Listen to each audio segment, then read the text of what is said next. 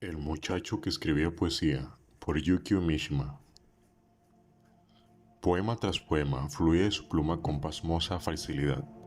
Le llevaba poco tiempo llenar las 30 páginas de uno de los cuadernos de la escuela de los pares. ¿Cómo era posible, se preguntaba el muchacho, que pudiera escribir 2 o 3 poemas por día?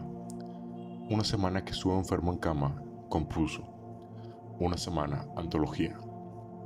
Recortó un óvalo en la cubierta de su cuaderno para destacar la palabra poemas en la primera página. Abajo escribió en inglés: 12-18 mayo 1940. Sus poemas empezaban a llamar la atención de los estudiantes de los últimos años. La algarabia es por mis 15 años, pero el muchacho confiaba en su genio. Empezó a ser atrevido cuando hablaba con los mayores. Quería dejar de decir es posible. Tenía que decir siempre sí. Estaba anémico de tanto masturbarse, pero su propia fealdad no había empezado a molestarle. La poesía era algo aparte de esas sensaciones físicas de asco. La poesía era algo aparte de todo. En las sutiles mentiras de un poema aprendía el arte de mentir sutilmente. Solo importaba que las palabras fueran bellas. Todo el día estudiaba el diccionario. Cuando estaba en éxtasis, un mundo de metáforas se materializaba ante sus ojos. La oruga hacía encajes con las hojas del cerezo. Un guijarro lanzado a través de robles esplendorosos volaba hacia el mar. Las garzas perforaban la ajada sábana del mar embravecido para buscar en el fondo a los ahogados. Los duraznos se maquillaban suavemente entre el zumbido de insectos dorados. El aire, como un arco de llamas tras una estatua, giraba y se retorcía en torno a una multitud que trataba de escapar. El ocaso presagiaba el mal. Adquiría la oscura tintura del yodo. Los árboles de invierno levantaban hacia el cielo sus patas de madera, y una muchacha estaba sentada junto a un horno, su cuerpo como una rosa ardiente. Él se acercaba a la ventana y descubría que era una flor artificial. Su piel, como carne de gallina por el frío, se convertía en el gastado pétalo de una flor de terciopelo. Cuando el mundo se transformaba así, era feliz. No le sorprendía que el nacimiento de un poema le trajera esta clase de felicidad. Sabía mentalmente que un poema nace de la tristeza, la maldición o la desesperanza del seno de la soledad. Pero para que este fuera su caso, necesitaba un interés más profundo en sí mismo, algún problema que lo abrumara. Aunque estaba convencido de su genio, tenía curiosamente muy poco interés en sí mismo. El mundo exterior le parecía más fascinante. Sería más preciso decir que los momentos en que sin motivo aparente era feliz, el mundo asumía dócilmente las formas que él deseaba. ¿Venía la poesía para resguardar sus momentos de felicidad? ¿O era el nacimiento de sus poemas lo que lo hacía posible? No estaba seguro. Solo sabía que era una felicidad diferente de la que sentía cuando sus padres le traían algo que había deseado por mucho tiempo, o cuando lo llevaban de viaje, y que era una felicidad únicamente suya. Al muchacho no le gustaba disfrutar constante y atentamente el mundo exterior o su ser interior. Si el objeto que le llamaba la atención no se convertía de pronto en una imagen, si en un mediodía de mayo el brillo blancuzco de las hojas recién nacidas no se convertía en el oscuro fulgor de los capullos nocturnos del cerezo, se aburría al instante y dejaba de mirarlo. Rechazaba fríamente los objetos reales pero extraños que no podía transformar. No hay poesía en eso. Una mañana en que había previsto las preguntas de un examen, respondió rápidamente, puso la respuesta sobre el escritorio del profesor sin mirarla siquiera y salió antes de que todos sus compañeros. Cuando cruzaba los patios desiertos hacia la puerta, cayó en sus ojos el brillo de la esfera dorada del asta de la bandera. Una inefable sensación de felicidad se apoderó de él. La bandera no estaba alzada, no era día de fiesta, pero sintió que era un día de fiesta para su espíritu y que la esfera del asta lo celebraba. Su cerebro dio un rápido giro y se encaminó hacia la poesía, hacia el éxtasis del momento, la plenitud de esta soledad, su extraordinaria ligereza, cada recodo de su cuerpo intoxicado de lucidez, la armonía entre el mundo exterior y su ser interior. Cuando no caía naturalmente en ese estado, trataba de usar cualquier cosa a mano para inducir la misma intoxicación. Escudriñaba su cuarto a través de una caja de cigarrillos hecha con una venteada caparazón de tortuga. Agitaba el frasco de cosméticos de su madre y observaba la tumultuosa danza del polvo al abandonar la clara superficie del líquido y asentarse suavemente en el fondo. Sin la menor emoción usaba palabras como súplica, maldición y desdén. El muchacho estaba en el club literario. Uno de los miembros del comité le había prestado una llave que le permitía entrar a la sede solo y a cualquier hora para sumergirse en sus diccionarios favoritos. Le gustaban las páginas sobre los poetas románticos en el Diccionario de la Literatura Mundial. En sus retratos no tenían enmarañados barbas de viejos, todos eran jóvenes y bellos. Le interesaba la brevedad de las vidas de los poetas. Los poetas deben morir jóvenes, pero incluso una muerte prematura era algo lejano para un quinceañero. Desde esta seguridad aritmética, el muchacho podía contemplar la muerte prematura sin preocuparse. Le gustaba el soneto de Wilde, La tumba de Keats, despojado de la vida cuando eran nuevos el amor y la vida. Aquí yace el más joven de los mártires. Había lente en esos desastres reales que caían, benéficos, sobre los poetas. Creía en una armonía predeterminada, la armonía predeterminada de la biografía de un poeta. Creer en esto era como creer en su propio genio.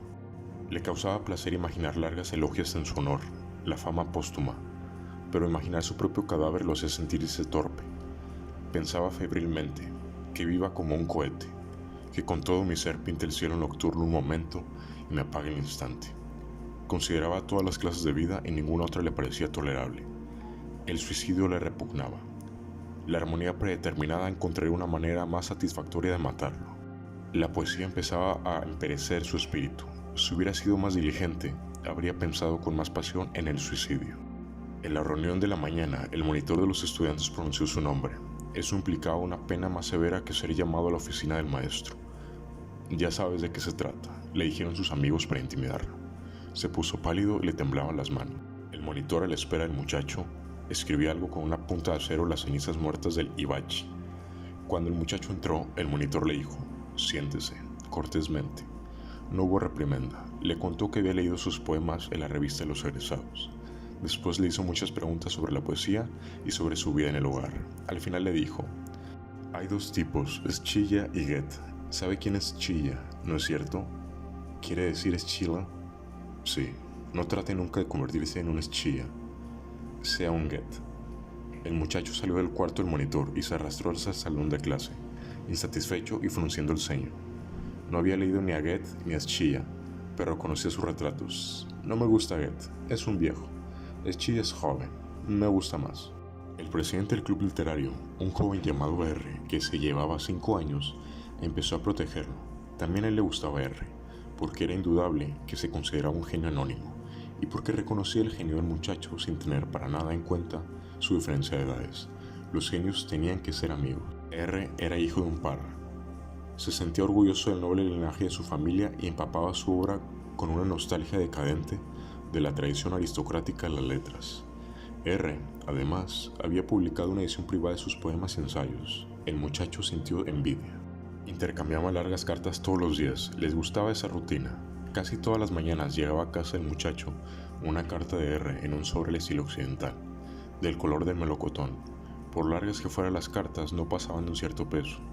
Lo que le encantaba al muchacho era esa voluminosa ligereza, esa sensación de que estaban llenas pero de que flotaban. Al final de la carta copiaba un poema reciente, escrito ese mismo día, o si no había tenido tiempo, un poema anterior. El contenido de las cartas era trivial. Empezaban con una crítica del poema que el otro había enviado en la última carta, a la que seguía una palabrería inacabable, en la que cada cual hablaba de la música que había escuchado, los episodios diarios de su familia, las impresiones de las muchachas que les habían parecido bellas, los libros que habían leído, las experiencias poéticas en las que una palabra relevaba mundos, y así sucesivamente. Ni el joven de 20 años ni el muchacho de 15 se cansaban de este hábito. Pero el muchacho reconocía en las cartas de R una pálida melancolía, la sombra de un ligero malestar que sabía que no estaba nunca presente en las suyas, un recelo ante la realidad, una ansiedad de algo a la que pronto tendría que enfrentarse. Le daban a las cartas de R un cierto espíritu de soledad y de dolor. El tranquilo muchacho percibía este espíritu como una sombra sin importancia que nunca caería sobre él. ¿Veré alguna vez la fealdad? El muchacho se planteaba problemas de esta clase. No los esperaba.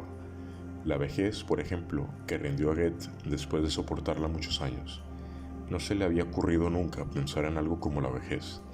Hasta la flor de la juventud, bella para unos y fea para otros, estaba todavía muy lejos. Olvidaba la fealdad que descubría en sí mismo. El muchacho estaba cautivado por la ilusión que confunde el arte con el artista, la ilusión que proyectan en el artista a las muchachas ingenuas y consentidas. No le interesaba el análisis y el estudio de ese ser que era él mismo, en quien siempre soñaba. Pertenecía al mundo de la metáfora, al interminable calidoscopio en el que la desnudez de una muchacha se convirtió en una flor artificial. Quien hace cosas bellas no puede ser feo.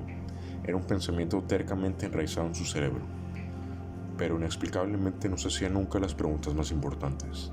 ¿Era necesario que alguien bello hiciera cosas bellas? Necesario. El muchacho se hubiera reído de la palabra. Sus poemas no nacían de la necesidad. Le venía naturalmente. Aunque tratara de negarlos, los poemas mismos movían su mano y lo obligaban a escribir. La necesidad implicaba una carencia, algo que no podía concebir en sí mismo.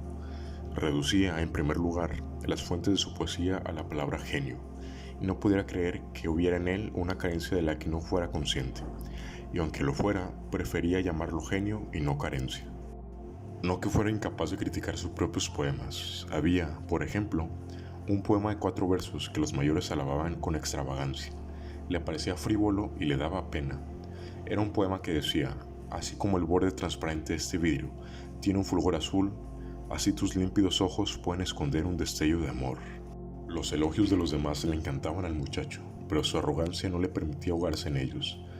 La verdad era que ni siquiera el talento de R le impresionaba mucho. Claro que R tenía suficiente talento como para distinguirse entre los estudiantes avanzados del club literario, pero eso no quería decir nada. Había un rincón fríngido en el corazón del muchacho. Si R no hubiera agotado su tesoro verbal para alabar el talento del muchacho, quizás el muchacho no hubiera hecho ningún esfuerzo para reconocer el de R. No le remordía cantar lo que no había vivido. Algo en él siempre había creído que el arte era esto exactamente. No se lamentaba de su falta de experiencia. No había oposición ni tensión entre el mundo que le quedaba por vivir y el mundo que tenía dentro de sí. No tenía que ir muy lejos para creer en la superioridad de su mundo interior. Una especie de confianza irracional le permitía creer que no había en el mundo emoción que le quedara por sentir. Porque el muchacho pensaba que un espíritu tan agudo y sensible como el suyo ya había aprehendido los arquetipos de todas las emociones, aunque fuera algunas veces como puras premoniciones, que toda la experiencia se puede reconstruir con la combinación apropiada de sus elementos de la emoción. Pero ¿cuáles eran estos elementos? Él tenía su propia y arbitraria definición: las palabras. No que el muchacho hubiera llegado a una maestría de las palabras que fuera genuinamente suya, pero pensaba que la universalidad de muchas de las palabras que encontraba en el diccionario las hacía variadas en su significado y con distinto contenido y, por lo tanto, disponibles para su uso personal, para un empleo individual y único. No se le ocurría que solo la experiencia podía darles a las palabras color y plenitud creativa. El primer encuentro entre nuestro mundo interior y el lenguaje enfrenta algo totalmente individual con algo universal. Es también la ocasión para que un individuo, refinado por lo universal, por fin se reconozca. El quinceañero estaba más que familiarizado con esta indescriptible experiencia interior, porque la desarmonía que sentía al encontrar una nueva palabra también le hacía sentirse una emoción desconocida. Lo ayudaba a mantener una calma exterior incompatible con su juventud. Cuando una cierta emoción se apoderaba de él, la desarmonía que despertaba lo llevaba a recordar los elementos de la desarmonía que había sentido antes de la palabra. Recordaba entonces la palabra y la usaba para nombrar la emoción que tenía ante sí. El muchacho se hizo práctico en disponer así de las emociones. Fue así como conoció todas las cosas: la humillación, la agonía, la desesperanza, la execración, la alegría del amor, la pena del desamor. Le hubiera sido fácil recurrir a la imaginación, pero el muchacho dudaba en hacerlo. La imaginación necesita una clase de identificación en la que el ser se duele con el dolor de los demás. El muchacho en su frialdad no sentía nunca el dolor de los demás. Sin sentir el menor dolor se susurraba: eso es dolor, es algo que conozco. Era una soleada tarde de mayo, las clases se habían acabado. El muchacho caminaba hacia la sede del club literario para ver si había alguien allí con quien pudiera hablar camino a casa. Se encontró con R, quien le dijo: estaba esperando que nos encontráramos, charlemos. Entraron al edificio estilo cuartel, en el que los salones de clase habían sido divididos con tabiques para alojar los diferentes clubes. El club literario estaba en una esquina del oscuro primer piso. Alcanzaban a oír ruidos, risas y el himno del colegio en el club deportivo, y el eco de un piano en el club musical. R metió la llave en la cerradura de la sucia puerta de madera. Era una puerta que aún sin llave había que abrir a empujones. El cuarto estaba vacío, con el habitual olor a polvo. R entró y abrió las ventanas. Palmoteó para quitarse el polvo de las manos y se sentó en un asiento desvencijado. Cuando ya estaban instalados, el muchacho empezó a hablar. Anoche vi un sueño en colores. El muchacho se imaginaba que los sueños en colores eran prerrogativa de los poetas. Había una colina de tierra roja. La tierra era un rojo encendido y el atardecer rojo y brillante hace su color más resplandeciente. De la derecha vino entonces un hombre arrastrando una larga cadena. Un pavo real 4 o 5 veces más grande que el hombre iba atado a su extremo y recogía sus plumas arrastrándose lentamente frente a él. El pavo real era de un verde vivo. Todo su cuerpo era verde y brillaba hermosamente. Seguí mirando el pavo real a medida que era arrastrado hacia lo lejos, hasta que no pude verlo más. Fue un sueño fantástico. Mis sueños son muy vívidos cuando son en colores, casi demasiado vívidos. ¿Qué querrá decir un pavo real verde para Freud? ¿Qué querría decir? R no parecía muy interesado, estaba distinto que siempre, estaba igual de pálido, pero su voz no tenía su usual tono tranquilo y afiebrado, ni respondía con pasión. Había aparentemente escuchado el monólogo del muchacho con indiferencia. No lo escuchaba. El afectado y alto cuello del uniforme de R estaba sobreado de caspa. La luz turbia hacía que refulgiera el capullo de cerezo su emblema de oro, y alargaba su nariz de por sí bastante grande. Era de forma elegante, pero un tris más grande de lo debido, y mostraba una inconfundible expresión de ansiedad. La angustia de R parecía manifestarse en su nariz. Sobre el escritorio había unas viejas galeras cubiertas de polvo y reglas, lápices rojos, laca, volúmenes empastados de la revista de los egresados y manuscritos que alguien había empezado. El muchacho amaba esta confusión literaria. R revolvió las galeras como si estuviera ordenando las cosas a regañadientes, y sus dedos blancos y delgados se ensuciaron con el polvo. El muchacho hizo un gesto de burla, pero R chasqueó la lengua en señal de molestia. Se sacudió el polvo de las manos y dijo: «La verdad es que hoy quería hablar algo contigo». «¿De qué?» «La verdad es...» R vaciló primero, pero luego escupió las palabras. «Sufro. Me ha pasado algo terrible». «¿Estás enamorado?», preguntó fríamente el muchacho. «Sí». R explicó las circunstancias. Se había enamorado de la joven esposa del otro. Había sido descubierto por su padre y le habían prohibido volver a verla. El muchacho se quedó mirando a R con los ojos desorbitados. He aquí a alguien enamorado. Por primera vez pude ver el amor con mis propios ojos. No era un bello espectáculo, era más bien desagradable. La habitual vitalidad de R había desaparecido. Estaba cabizbajo, parecía malhumorado. El muchacho había observado a menudo esta expresión en las caras de personas que habían perdido algo o a quienes habían dejado el tren, pero que un mayor tuviera confianza en él era un halago a su vanidad. No se sentía triste, hizo un valeroso esfuerzo por asumir un aspecto melancólico, pero el aire banal de una persona enamorada era difícil de soportar. Por fin halló unas palabras de consuelo. «Es terrible, pero estoy seguro que de ello saldrá un buen poema». R respondió débilmente: «Este no es momento para la poesía». «¿Pero no es la poesía una salvación en momentos como este?». La felicidad que causa la creación de un poema pasó como un rayo por la mente del muchacho. Pensó que cualquier pena o agonía podía ser eliminada mediante el poder de esa felicidad. «Las cosas no funcionan así, tú no comprendes todavía». Esta frase hirió el orgullo del muchacho. Su corazón se heló y planeó la venganza. «Pero si fueras un verdadero poeta, un genio, ¿no te salvaría la poesía en un momento como este?». «Goethe escribió el Werther», respondió R, «y se salvó del suicidio. Pero solo pudo escribirlo porque, en el fondo de su alma, sabía que nada, ni la poesía, lo pondría a salvar, y que lo único que quedaba era el suicidio». Entonces, ¿por qué no se suicidó Goethe? Si escribir el suicidio son la misma cosa, ¿por qué no se suicidó? ¿Porque era un cobarde o porque era un genio? Porque era un genio. Entonces, el muchacho iba a insistir en una pregunta más, pero ni él mismo la comprendía. Se hizo vagamente a la idea de que lo que había salvado a Goethe era el egoísmo. La idea de usar esta noción para defenderse se apoderó de él. La frase de R, «tú no comprendes todavía», lo había herido profundamente. A sus años no había nada más fuerte que la sensación de inferioridad por la edad. Aunque no se atrevió a pronunciarla, una proposición que se burlaba de R habría surgido en su mente. No es un genio, se enamora. El amor de R era sin duda verdadero. Era la clase de amor que un genio nunca debe tener. R, para adornar su miseria, recurría al amor de Fujitsugu y Genji, de Peleas y Melisande, de Tristana y Isolda, de la princesa de Cleves y el duque de Nemours, como ejemplos del amor ilícito. A medida que escuchaba, el muchacho se escandalizaba de que no había en la confesión de R ni un solo elemento que no conociera. Todo había sido escrito, todo había sido previsto, todo había sido ensayado. El amor escrito en los libros era más vital que este. El amor cantado en los poemas era más bello.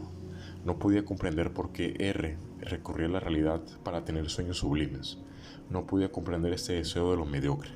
R parecía haberse calmado con sus palabras, y ahora empezó a hacer un largo recuento de los atributos de la muchacha. Debe ser una belleza extraordinaria, pero el muchacho no se la podía imaginar. La próxima vez te muestro su retrato, dijo R. Luego, no sin vergüenza, terminó dramáticamente. Me dijo que mi frente era realmente muy hermosa. El muchacho se fijó en la frente de R, bajo el pelo peinado hacia atrás. Era abultada y la piel relucía débilmente bajo la luz opaca que entraba por la puerta. Daba la impresión de que tenía dos protuberancias, cada una tan grande como un puño. Es un cejudo, pensó el muchacho. No le parecía nada hermoso. Mi frente también es abultada, se dijo. Ser cejudo y ser bien parecido no son la misma cosa. En ese momento el muchacho tuvo la revelación de algo. Había visto la ridícula impureza que siempre se entremete en nuestra conciencia del amor o de la vida. Esa ridícula impureza sin la cual no podemos sobrevivir ni en esta ni en aquel. Es decir, la convicción de que el ser si juntos nos hace bellos. El muchacho pensó que también él, quizás, de un modo más intelectual, estaba abriéndose camino en la vida, gracias a una convicción parecida. Algo en ese pensamiento lo hizo estremecerse. ¿En qué piensas?, preguntó R, suavemente, como de costumbre. El muchacho se mordió los labios y sonrió. El día se estaba oscureciendo. Oyó los gritos que llegaban desde donde practicaba el club de béisbol. Percibió un eco lúcido cuando una pelota golpeada por bate fue lanzada hacia el cielo. Algún día, tal vez, yo también deje de escribir poesía, pensó el muchacho por primera vez en su vida. Pero todavía le quedaba por descubrir que nunca había sido poeta.